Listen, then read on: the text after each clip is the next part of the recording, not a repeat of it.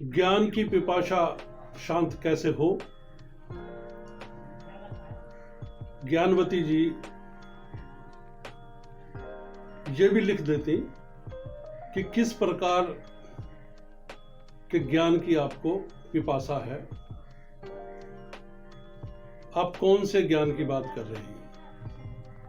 पर चलिए, अनजाने में कई बार ऐसा होता है कि हम कहना कुछ और चाहते हैं और शब्द ऐसे मुंह से निकल जाते हैं जो सभी का हित हो जाता है। और आपसे भी अनजाने में इसी प्रकार का ये कार्य हुआ है। और जो जिस ज्ञान की पिपासा की आपने बात की है, बहुत सारे लोग इच्छुक हैं, बहुत सारे लोग ये जानना चाहते हैं कि हमारे ज्ञान की पिपासा किस प्रकार से शांत हो।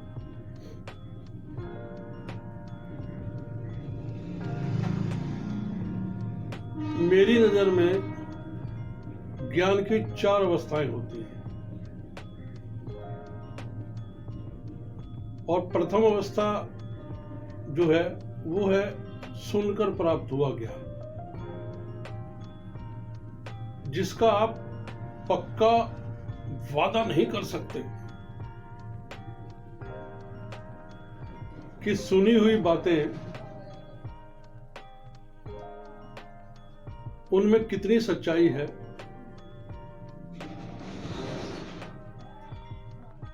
और क्या मेरा दूसरे किसी प्रकार का ज्ञानवर्धन हुआ है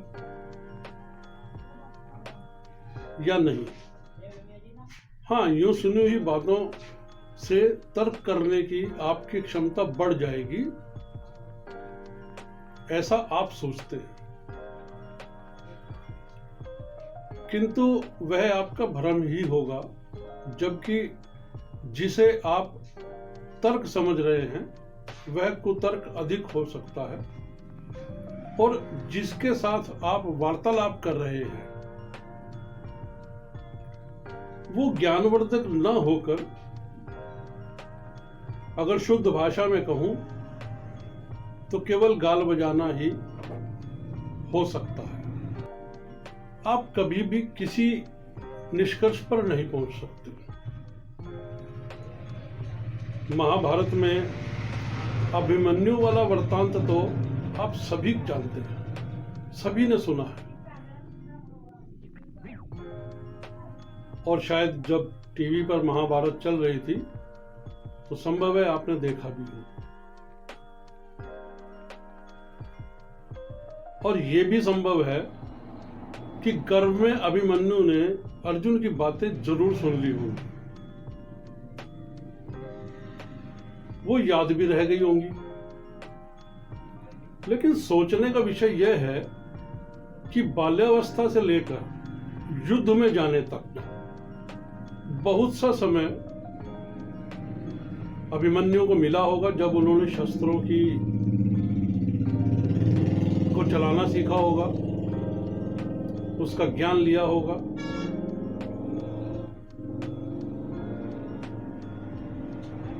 लेकिन शास्त्रों की जो ज्ञान है, वो चक्रव्यूह तोड़ने की जो अभिलाषा है वो कभी नहीं जागी होगी, क्योंकि अंतर्मन में विश्वास था कि मैंने चक्रव्यूह तोड़ना तो सुना ही हुआ है कि कैसे चक्रव्यूह तोड़ना है, और फिर योद्धा भी हूं, तोड़ ही लूंगा। अति विश्वास। किंतु जो सुना था उसे कभी अभ्यास में नहीं लिया। सुनी हुई बात पर विश्वास कर क्या परिणाम हुआ ये आप सभी जानते हैं। अब बात करते हैं ज्ञान की दूसरी अवस्था की। हम स्कूल जाते हैं, वहां हमारे लिए पहले से ही प्रकाशित पुस्तकें हमारा इंतजार कर रही होती। अध्यापक तैयार हैं हमें पुस्तक में लिखी एक एक बात को समझाने के लिए। और ध्यान रखिएगा कि सभी कुछ यहां पर पूर्व निश्चित और पूर्व निर्धारित है। 8 पीरियडों में हमें 8 अलग अलग विषयों को थोपा जा रहा है, जबकि कहा यह जाता है कि पढ़ाई चल रही है। सच्चाई तो यह है कि यहां भी आप केवल किसी को सामने खड़ा सुन रहे हैं। क्या फर्क पड़ता कि आप किसी को आंख बंद कर कर सुने या अपने सामने खड़े व्यक्ति को आंख खोल कर सुन रहे हैं। जैसा कि मैं पहले ही कह चुका हूं कि इन स्कूलों में सभी कुछ पूर्व निर्धारित है। वर्ष दर वर्ष बच्चे को केवल परीक्षा के लिए तैयार कर एक खाना पूर्ति कर दी जाती है। माता पिता भी खुश हो रहे होते हैं कि हमारा बच्चा पास हो गया। बड़ी खुशियां मनाई जाती हैं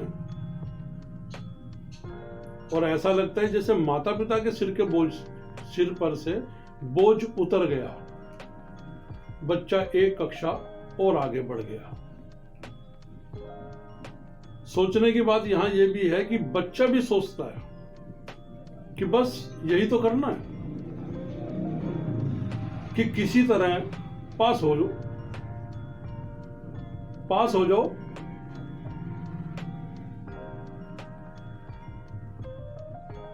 और अभी की जो पढ़ाई की व्यवस्था है वो बच्चे के अंदर पिपासा पैदा नहीं करती, पढ़ाई के प्रति, ज्ञान के प्रति उसकी जिज्ञासा नहीं बनती, क्योंकि सब कुछ पूर्व निर्धारित है। और बजाय पिपासा जागने के या अभिलाषा जागने के या ज्ञान की वृद्धि पाने के लिए वो बात ही खत्म हो जाती है और वो भूल जाता है कि ज्ञान किस चिड़िया का नाम है। और साल दर साल परीक्षाएं पास करता चला जाता है, लेकिन पश्चाताप का दौर तब शुरू होता है जब शिक्षा खत्म कर जीवन के संघर्ष में उतरता है। डिग्रियां हाथ में लिए पछताता है कि मैंने पढ़ाई के साथ साथ अपना समय और माता पिता का पैसा भी खराब कर दिया।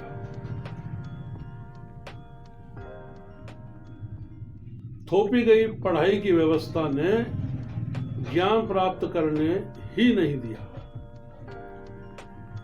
यहां भी हम खुली आंखों से सुनकर जीवन को खुली आंखों ही से स्वयं बर्बाद होते देख रहे होते। अब बात करते हैं ज्ञान की तीसरी अवस्था की, और वो है देखकर ज्ञान की प्राप्ति करना। जब हम किसी को कुछ ऐसा करते देखते हैं जो हमें आकर्षित करता है,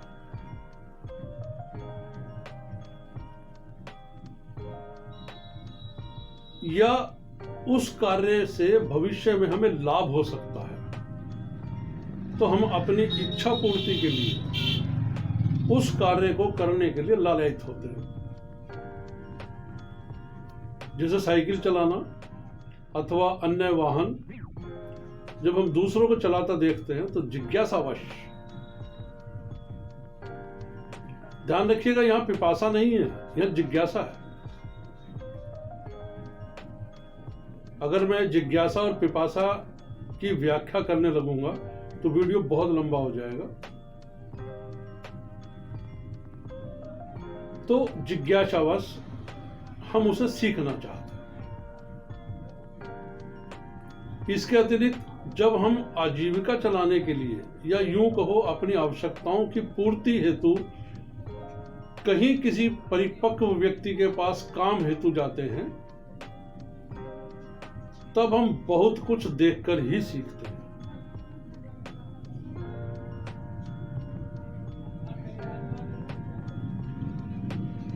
इसमें भी हमारी इच्छा की ही पूर्ति है,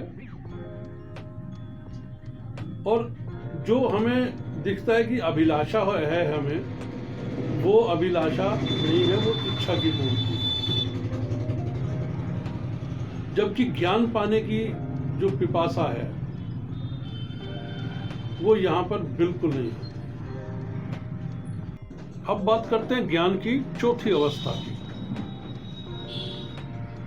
और वह है स्वयं द्वारा अर्जित किया गया ज्ञान।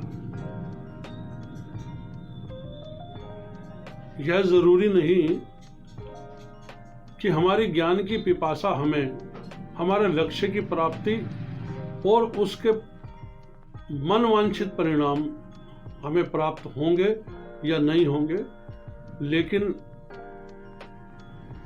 स्वयं किसी काम को कर कर जो काम के प्रति हमें या जिम्मेवारी के प्रति हमें जो या ज्ञान के प्रति जो हमारी जिज्ञासा है, वो ही हमारे पिपासा बन जाती है, जिसे हम कह सकते हैं कि प्राणों की प्यास तक किसी ज्ञान को पाने के लिए ललायित हो जाना।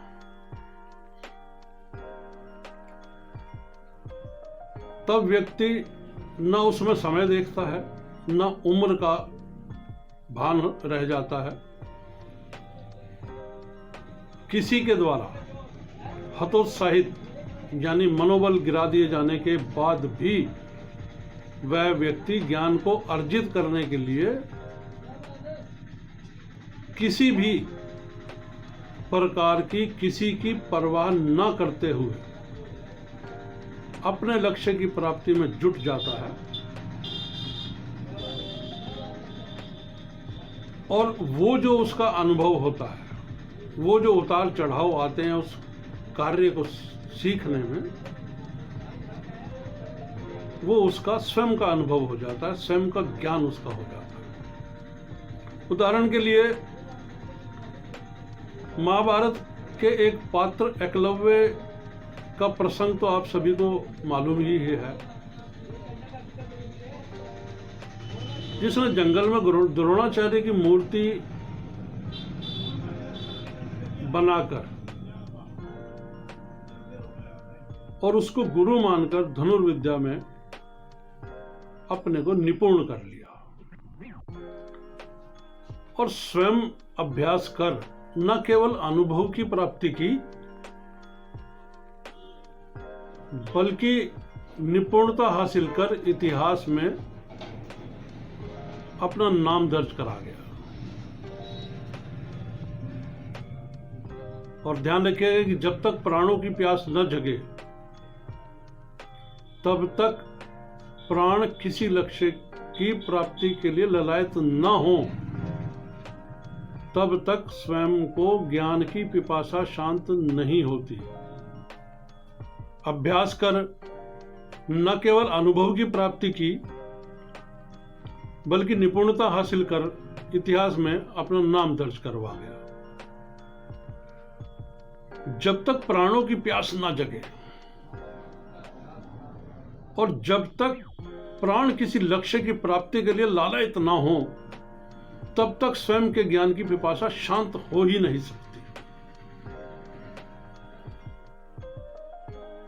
एक बात और ये भी गहरे से समझ लीजिएगा कि पहली दो अवस्थाओं में यानी सुनकर प्राप्त किया हुआ ज्ञान और दूसरा किताबी ज्ञान से ज्ञान पाने की अभिलाषा या प्यास बिल्कुल नहीं दिखती, जबकि तीसरी अवस्था में अपने शौक को पूरा करने का चाव या जिसे मैं कहूं अभिलाषा नजर आती है।